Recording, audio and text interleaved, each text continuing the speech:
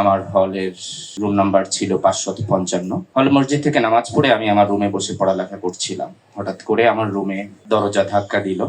আমি দরজা খুলে দেখি আমার ইমিডিয়েট জুনিয়র সুমন।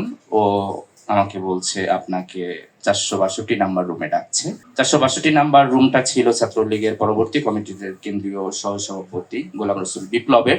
ও যেহেতু আমার ইমিডিয়েট জুনিয়র ছিল, ওর আচার ব্যবহার এবং শব্দ চয়নের মাধ্যমে আমি বুঝতে পেরেছিলাম সামথিং রং। তখন আমি রেডি হচ্ছিলাম, পূর্ণাঙ্গভাবে রেডি না হওয়ার আগেই ও বলছে ভাই দ্রুত করেন। আমি বলছি তুমি দাঁড়াও, আমি রেডি হচ্ছি।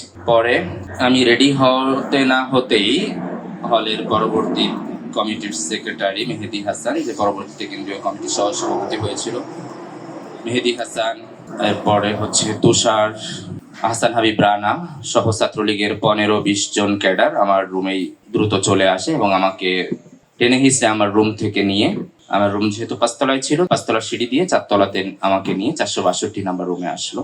আসার পরে ওরা আমার মোবাইলটা নিয়ে নিল। মোবাইল নিয়ে চেক করছে যে কোনো ইনফরমেশন আছে কিনা। পরে অনেক ঘাটাঘাটি করে দেখলো যে আসলে কোনো ইনফরমেশন নাই। পরে ও বলল যে এ তো শিবিরের সভাপতি, এর জন্য অনেক বেশি চালাক, ওর মোবাইলে কোনো ইনফরমেশন এভাবে পাওয়া যায় না। তারপরে যেহেতু ওরা ধরে নিয়ে আসছে, আমার উপর নির্মম নির্যাতন শুরু করলো। আমার মাথা থেকে নিয়ে পা পর্যন্ত, মুখ, পিঠ এবং বুকে ক্রিকেট খেলার স্টাম্প, হকি স্টিক, এরপরে ব্যায়াম করার যে কালো বড় লাঠি, চাপাতি, এরপরে অন্যান্য যে সকল সরঞ্জাম আদি হতে পারে নির্যাতন করার, সবকিছু দিয়েই আমার উপর নির্যাতন করা শুরু করলো।